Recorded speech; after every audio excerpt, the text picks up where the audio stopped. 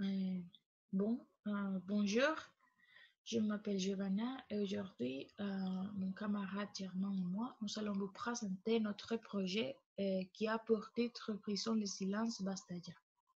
Donc, pour commencer, euh, bon, c'est important de dire que maintenant la société confronte euh, plusieurs de situations critiques, beaucoup de situations critiques, pardon, qui nous touchent tous comme société en matière d'abus ou de violence et de discrimination. Et bon, ces aspects mentionnés sont des problématiques auxquelles nous faisons face dans notre quotidienneté. Et bon, ces situations et ces problématiques nous demandent une perception critique, une analyse en profondeur pour que nous tous pouvions lutter contre toutes ces problématiques et ces situations. Donc, le mot-clé de notre projet, ce sont discrimination et violence. Par rapport à la justification de notre projet, notre projet vise à sensibiliser les individus aux différentes problématiques présentées dans notre société et en leur permettant de partager ce point de vue sur des espaces en ligne. Aussi, les participants vont partager des informations en ligne pour offrir une perspective plus vaste des problèmes sociaux en tant que citoyens.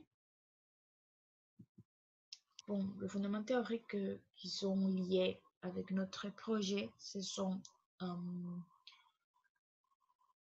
la pensée critique et l'éducation, et la pensée critique comme argumentation. Donc, par rapport à la pensée critique, Rainbow et Dwyer, ils ont dit que la pensée critique, c'est comme la manière correcte d'évaluer le point de vue des individus et la composition appropriée de la pensée de soi-même. Siegel, il a dit que la pensée critique et l'éducation, c'est un principe fondamental pour l'éducation parce qu'elle exprime et illustre un plan de rationalité.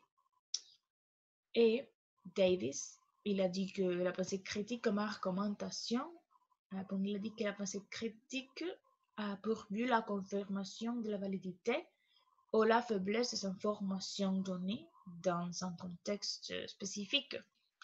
Et en concernant l'argumentation, il a dit que c'est un point essentiel dans les individus réfléchissant ou bien les étudiants dans un panorama éducatif. Et tout cela dépend du contexte. La théorie, c'est la théorie des principes du raisonnement par Harman. Et cette théorie dit que l'acte de raisonnement comme un processus mental dans lequel nous nous engageons pour réviser nos croyances et en identifiant aussi d'autres aspects qui sont impliqués dans le processus. Donc, c'est-à-dire que le processus de raisonnement, ce n'est pas seulement une action faite en tenant compte seulement une situation ou une réaction, mais c'est comme un recueil de différents facteurs qui font possible d'évaluer l'objectivité de nos énoncés.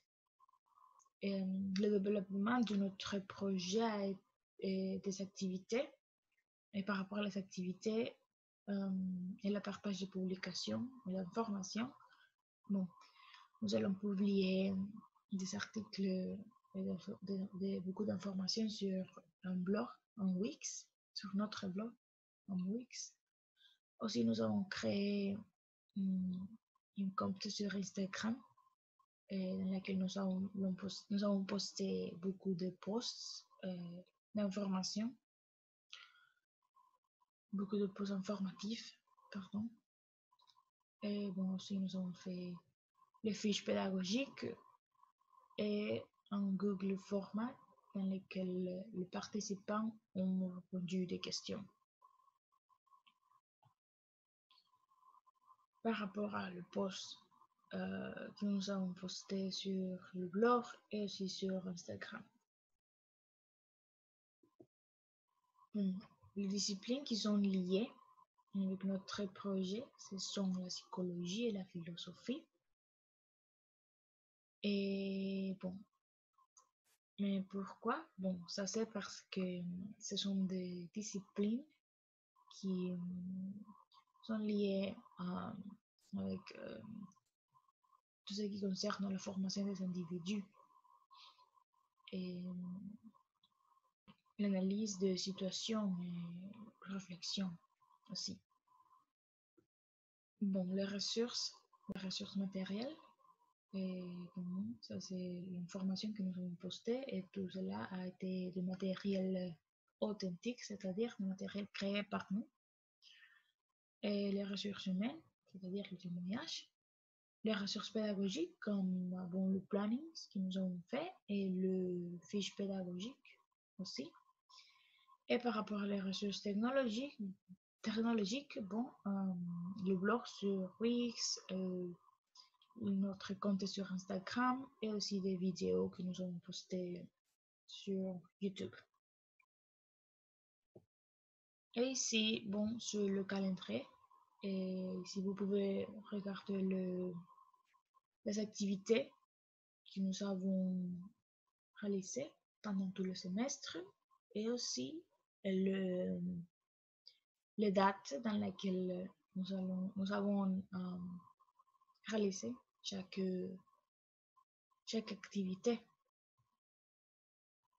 Ce qui concerne le planning, il est important de mentionner qu'on a créé 3 différents plannings pour 3 différents sujets. Les plannings sont faits à partir du besoin d'organiser les thématiques ainsi que mettre en œuvre les activités et les éléments implémentés. Donc, dans cette partie, on a 4 composants ou bien 4 caractéristiques que le planning possède. La première caractéristique est le objectif. Donc, les objectifs sont créés ou sont établis à partir d'un besoin ou bien d'un sujet, qui nous voulons traiter.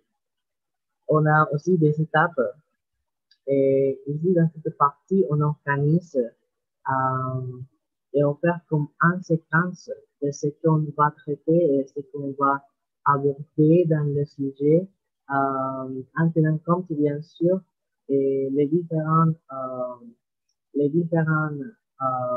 matériels et aussi et les informations données. On a aussi d'autres réflexions. Donc, c'est une section qu'on a créée afin de permettre ou de promouvoir un espace pour les participants, pour que les participants puissent commenter ou bien sûr exprimer ses sentiments ou ses pensées à partir des sujets abordés. Et on a aussi finalement les liens, et ce sont des liens dont on partage, on montre l'existence de la compte d'Instagram et bien sûr l'existence du blog. Concernant les fiches pédagogiques, donc les fiches pédagogiques sont créées ou bien développées dû à la dynamique qui implique les contextes éducatifs. Donc, les fiches pédagogiques peuvent offrir ou bien ils offrent des différents panoramas qui fait partie d'un sujet spécifique. Donc, ici, on a six composantes ou 6 aspects importants de remarquer. Bien, les fiches et les plannings ont des objectifs. Donc, les objectifs sont liés, bien sûr, à la nature du sujet et aussi au besoin des participants. Aussi, on a les ressources, donc les ressources technologiques, par exemple des vidéos, des informations aussi. Euh, Après, on a les niveaux.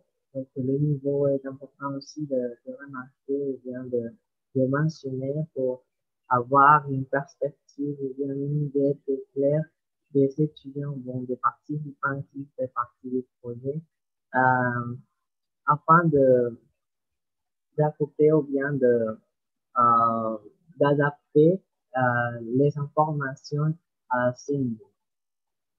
Les participants, bien sûr, les âgés de participants. Aussi, on a la durée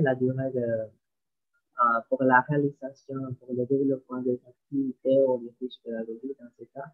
Et finalement, on a des questions qu'on aborde et étaient bien sûr liées à un texte ou un article qu'ils doivent bien sûr lire. Et à partir de cet article, ils vont répondre quelques